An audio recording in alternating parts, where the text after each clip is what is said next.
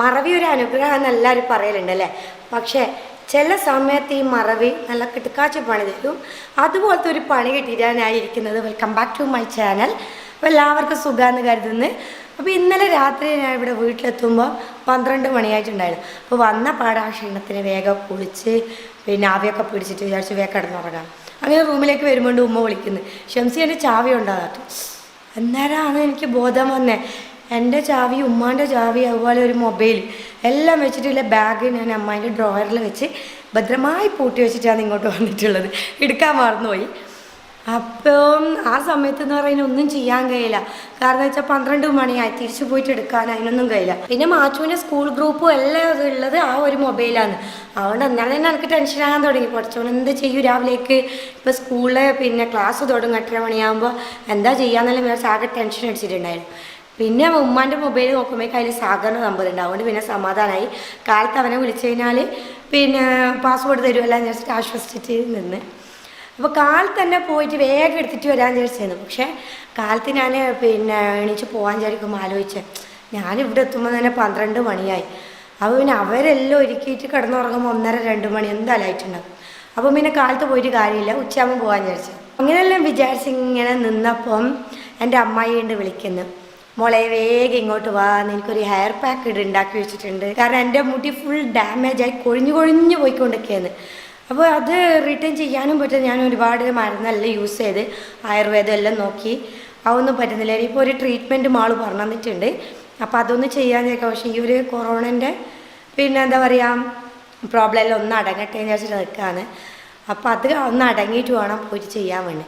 അപ്പോൾ അത് 100% പിന്നെ എന്താ പറയുക ഓക്കെ ആണെന്ന് പറയാം. അതായത് സൈഡ് എഫക്റ്റ് ഒന്നും ഇല്ല, അത് വരുമോ ഇല്ലെന്ന് അതിൻ്റെ കാര്യങ്ങളൊക്കെ ഞാൻ പിന്നെ ഡീറ്റെയിൽ ആയിട്ട് പിന്നെ പറയാം. അപ്പോൾ ഏതായാലും ഞാൻ ഒന്ന് പെട്ടെന്ന് പോയിട്ട് ഹെയർ പാക്ക് ഇട്ടിട്ട് വരട്ടെ. കാരണം അത് ഇട്ട് വന്ന് കുളിച്ചിട്ടൊക്കെ വേണം ഇനി ഈസി പോകാൻ വേണ്ടി. ഇപ്പോൾ മഴയൊക്കെ പോയിട്ട് കുറച്ചൊരു വെയിൽ പോലെ വരുന്നുണ്ട്. മഴ പെയ്യണമെന്നുണ്ട്, വെയിൽ വരണമെന്നുണ്ട്. അങ്ങനത്തെ ഒരവസ്ഥ, ആ ഒരു അവസ്ഥയിലാണ് ഉള്ളത്. അല്ലെങ്കിൽ ഇപ്പോഴത്തെ കാലാവസ്ഥ ഒന്നും പറയാൻ കഴിയില്ല. പെട്ടെന്ന് മഴ ഉണ്ടാവും, പെട്ടെന്ന് വെയിലുണ്ടാവും, അങ്ങനത്തെ ഒരു സമയമാണ്. പിന്നെ എൻ്റെ സൗണ്ട് കുറച്ച് ക്ലിയറായി. അതങ്ങനെ തന്നെ. കാലത്ത് ഉറങ്ങണിച്ചപാട് നല്ല തടിപ്പുണ്ടാവും. പിന്നെ കുറച്ച് കഴിയുമ്പോൾ ഇങ്ങനെ, അല്ലെങ്കിൽ സൗണ്ട് മാറിയപ്പാട് അങ്ങനെ തന്നെ. സൗണ്ട് റെഡിയായി വരാൻ വേണ്ടി കുറച്ച് ദിവസം എടുക്കും.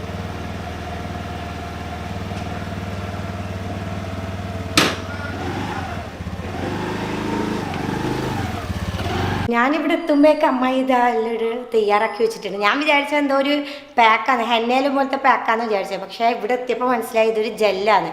നമ്മളെ തലയ്ക്ക് ഇങ്ങനെ സ്പ്രേ ചെയ്യാനുള്ളത്. അതിൻ്റെ സെറ്റപ്പെല്ലാം ആക്കി വെച്ചിട്ടുണ്ട് കേട്ടോ അമ്മായി. അല്ല അമ്മായി നല്ല സ്പ്രേയറിലെല്ലാം ആക്കിയിട്ട് മൊഞ്ചാക്കിയിട്ട് വെച്ചിട്ടുണ്ട്. നല്ല ഗ്രീൻ കളറിലാണ് കാണുന്നത്. ഇതിൻ്റെ മണൽ എന്നാ സ്മെല്ല് നല്ലതാ.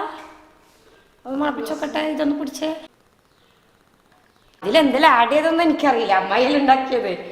അപ്പോൾ ഒരു കൂർക്കൻ്റെ സ്മെല്ലാണ് വരുന്നത്. അവർ നല്ല പനിക്കൂർക്കൻ്റെ സ്മെല്ല് വരുന്നുണ്ട്. അങ്ങനെ ബാഡ് സ്മെല്ലൊന്നല്ല, നല്ലൊരു സ്മെല്ലാണ്. പിന്നെ ആദ്യമായിട്ട് ഞാൻ യൂസ് ചെയ്യുന്നതാണ്. അപ്പോൾ അതിൻ്റെ കറക്റ്റുള്ള എങ്ങനെയാണെന്നുള്ളതെല്ലാം പിന്നെ പറയാം. പിന്നെ അമ്മ ഇത് ഒരു ദിവസം നമുക്ക് നമ്മളെ സബ്സ്ക്രൈബേഴ്സ് കാണിച്ചു കൊടുക്കണം എങ്ങനെ ഇത് ഉണ്ടാക്കിയെന്നുള്ളത് അല്ലേ. നെക്സ്റ്റ് വ്ളോഗിൽ ഞാൻ എന്തായാലും ഉൾപ്പെടുത്തി ഇത് എങ്ങനെയാണ് ഉണ്ടാക്കിയെന്നുള്ളത്. ഓക്കെ, നമുക്ക് അപ്ലൈ ചെയ്യാം. അപ്പോൾ നമ്മളെ ജെല്ലെല്ലാം തേച്ച് ഇവിടെ ഇങ്ങനെ ഇരിക്കുന്നുണ്ട്. ഏകദേശം 1 മണിക്കൂർ കഴിഞ്ഞാൽ മാത്രമേ കുളിക്കാൻ കഴിയൂ.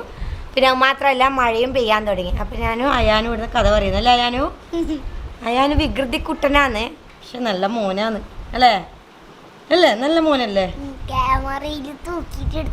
ആ ഞാൻ നേരത്തെ അവിടെ ഇരിക്കുമ്പോഴേക്കുണ്ടല്ല ക്യാമറാമാനായി റെക്കോർഡെല്ലാം ചെയ്ത് അല്ലേ അയാനു. ഞാൻ പോയിന്ന് ടാറ്റാ, പോയിന്ന് ടാറ്റാ, ബൈ ബൈ. ഞാൻ വന്നപ്പാടെ നേരെ കുളിക്കാൻ പോയി. കാരണം എന്ന് വെച്ച് കഴിഞ്ഞാൽ ഇതുപോലെയുള്ള പാക്കെല്ലാം ഇട്ട് കഴിഞ്ഞാൽ ഒരുപാട് സമയം നിന്ന് കഴിഞ്ഞാൽ ഒന്നും എനിക്ക് തണുപ്പ് പിടിക്കാൻ ചാൻസ് ഉണ്ട്, അല്ലെങ്കിൽ എൻ്റെ കാര്യം പോക്കാണ്. അവിടെ പിന്നെ ഞാൻ വേഗം പോയിട്ട് കുളിച്ച്.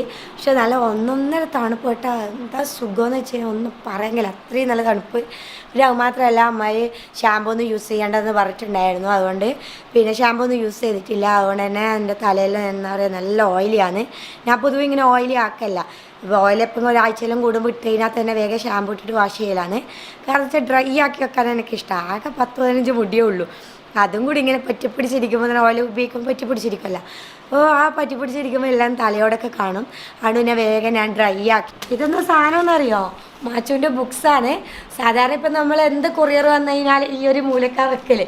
കാരണം വെച്ചാൽ കൊറോണയിലായതുകൊണ്ട് അവിടെ ഇവിടെയും വെക്കണ്ടെന്ന് പറഞ്ഞിട്ട് ഞാൻ ആ ഒരു സ്പേസ് കൊടുത്തതാണ്. പക്ഷെ ഇതിപ്പോൾ ടീഷർട്ട് ആണെങ്കിൽ ഞാൻ വരുമ്പോഴേക്ക് പൊളിച്ചിട്ട് എല്ലാം വേറെ വേറെ ആക്കി ഡ്രസ്സ് എല്ലാം ഒന്ന് ഇട്ട് നോക്കി മൊഞ്ചാക്കി പിന്നെ എന്താ പറയുക മുടിയെല്ലാം ജീകിയിട്ടിരിക്കുന്നുണ്ടോ. പക്ഷെ ബുക്ക് ആയതുകൊണ്ട് അവൻ തൊട്ടിട്ടില്ല കേട്ടോ. നല്ല മോന്. ഞാനൊന്നും പറഞ്ഞിട്ടില്ല ടൗണിൽ പോയപ്പം ബുക്ക് വാങ്ങിക്കാനുണ്ട്. പക്ഷെ ബുക്ക് വാങ്ങിക്കാൻ പോയപ്പോൾ ഭയങ്കര തിരക്ക്. അതുകൊണ്ട് തന്നെ പിന്നെ ബുക്കൊന്നും വാങ്ങിക്കാണ്ട് തിരിച്ചു വന്നത്. ഇത് അന്നേരം തന്നെ ഞാൻ ആമസോണിൽ ബുക്കിന് ഓർഡർ ചെയ്ത് ഇത് ഇന്ന് ഇവിടെ എത്തി. ഇംഗ്ലീഷും ഫിസിക്സും.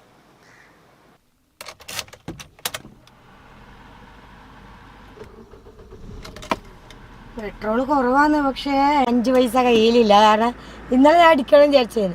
പിന്നെ പോകുന്ന തിരക്കിൽ വിചാരിച്ച് ഏതായാലും ഇന്ന് അടിക്കാമെന്ന്. പക്ഷെ ഇന്നിങ്ങനെ കാർഡും എന്താ പറയുക എൻ്റെ പൈസ എല്ലാം അവിടെ വെച്ചിട്ട് വരുമെന്ന് വിചാരിച്ചിട്ടല്ല. വീണ്ടും ബ്ലോക്ക്. ലോക്ക്ഡൗണിന് ശേഷം എല്ലാ വണ്ടികളും പുറത്തിറങ്ങി. അപ്പോൾ വീണ്ടും ബ്ലോക്ക് തുടങ്ങി. ഇതിപ്പോൾ വളവട്ടണ പാലത്തിന് മുമ്പുള്ള കാഴ്ച. ഇന്ന് രാവിലെ മുതലേ വീട്ടിൽ കറണ്ട് ഉണ്ടായിട്ടില്ല. അതുകൊണ്ട് തന്നെ പിന്നെ എന്താ പറയുക ഇസ്തിരി ഇടാനും കഴിയില്ല. ഫുള്ളായിട്ട് ചുളിഞ്ഞിട്ടില്ല ഡ്രസ്സ് ഇട്ടിട്ട് വന്നത്. പിന്നെ ഇത് മൊബൈൽ വാങ്ങിക്കാൻ വേണ്ടി എന്തായാലും വരണമല്ലോ. അപ്പോൾ ഞാൻ അമ്മേനെ വിളിച്ച് പറഞ്ഞിട്ടുണ്ടായിരുന്നു ഏതായാലും ഞാൻ വരുന്നില്ല അങ്ങോട്ട്. പിന്നെ ഒന്ന് മുസ്തുഖാൻ്റെ കയ്യിൽ സാധനം കൊടുത്തതെന്നാണ് പറഞ്ഞത്. കാരണം അവിടെ എല്ലാവരും ഉണ്ടല്ലോ, നമ്മളെ കസിൻസ് എല്ലാം ഉണ്ട്. അപ്പം പിന്നെ പുതിയ പെണ്ണും ഉണ്ട്. അപ്പോൾ ആദ്യം തന്നെ നമ്മളെന്താ പറയുക ചുരുണ്ട ഡ്രസ്സിലിട്ടിട്ട് കാണുമ്പോൾ ഒരു ബോറല്ലേ. മുസ്തുഖ സാധനം എടുക്കാൻ വേണ്ടി പോയിട്ടുണ്ട്. ആ ഓക്കെ ഓക്കെ ശരിയാ മുസ്തുഖ. ലോക്ക്ഡൗൺ ആയതുകൊണ്ടാണ് ഡ്രസ്സൊന്നും അയൺ ചെയ്ത് വെക്കാത്ത. കാരണം വെച്ചാൽ ലോക്ക്ഡൗൺ എവിടെയും പോകാൻ കഴിയില്ലല്ലോ. പിന്നെ വെറുതെ എന്തിനാന്ന് അയൺ ചെയ്ത് വെക്കുകയെന്ന് വിചാരിച്ച്. അല്ലെങ്കിൽ മുമ്പിലെന്ന് പറഞ്ഞാൽ ഒരു 5-6 ഞാനിപ്പോൾ അയൺ ചെയ്ത് വെക്കും. പെട്ടെന്നെല്ലാം ഇറങ്ങേണ്ട സമയത്ത് എന്ന് പറഞ്ഞാൽ ഇതേപോലെ കറണ്ട് ഉണ്ടാവില്ല എന്ന് വിചാരിച്ചിട്ട്. പക്ഷേ ഇപ്പം പിന്നെ അതിനൊന്നും വലിയ മൂടില്ലാണ്. എനിക്ക് കുറച്ച് അയൺ ചെയ്ത് വെക്കണം. കാരണം ഓപ്പൺ ആയില്ലേ. പിന്നെ കാര്യമായിട്ട് തിരക്കൊന്നും കാണുന്നില്ല. വണ്ടികളെല്ലാം വളരെ കുറവാണ്. അല്ലെങ്കിൽ ഇതിന് വരുമ്പോൾ ഒരുപാട് വണ്ടികളുണ്ടാവും. പിന്നെ വളരെ കുറവാണ്. കാണുന്നില്ല 5-6 വണ്ടികൾ മാത്രമേ ഉള്ളൂ.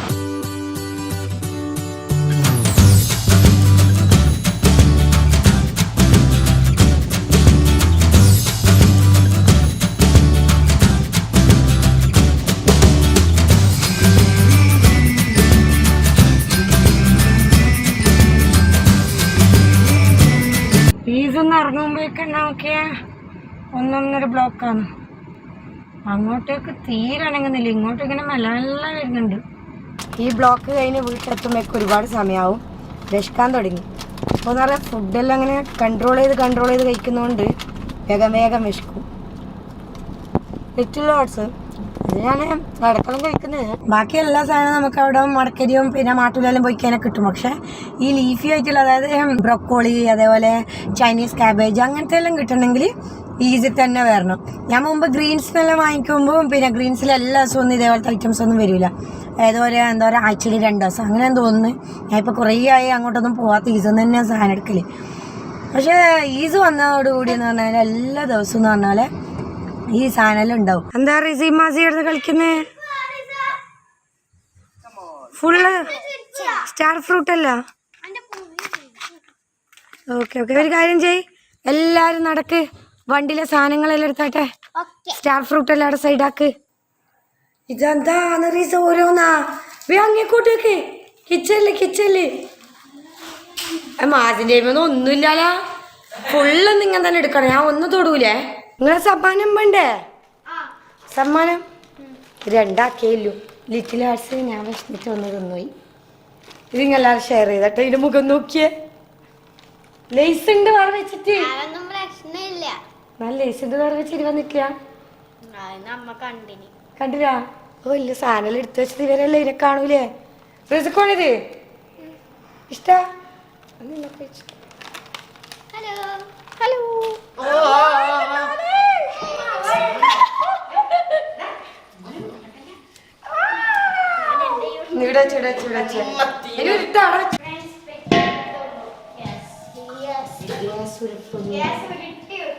അപ്പൊ ഇന്നത്തെ വിശേഷങ്ങൾ ഇത്രയൊക്കെയാണ്. ഇത് നമ്മളെ കുട്ടീസൊക്കെ ഇവിടെ വന്നിരുന്നിട്ടുണ്ട്. എല്ലാരും തിന്നാ മാച്ചൊന്നും കഴിച്ച ലീസാ?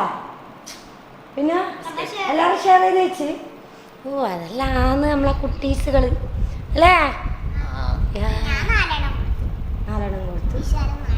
ഇഷാന് 4 കൊടുത്തു. എല്ലാവരും തിന്നു. എനിക്ക് മാത്രം തന്നിട്ടില്ല. ഞാനൊന്ന് ഫുൾ തിന്നുകൊണ്ടാണ് നിങ്ങളെ ഒന്ന് മിസ്സായി പോയത്, 2 മാത്രമായി പോയത്. എനിക്ക് വിഷമിച്ച് ഞാൻ തിന്നതാണ്.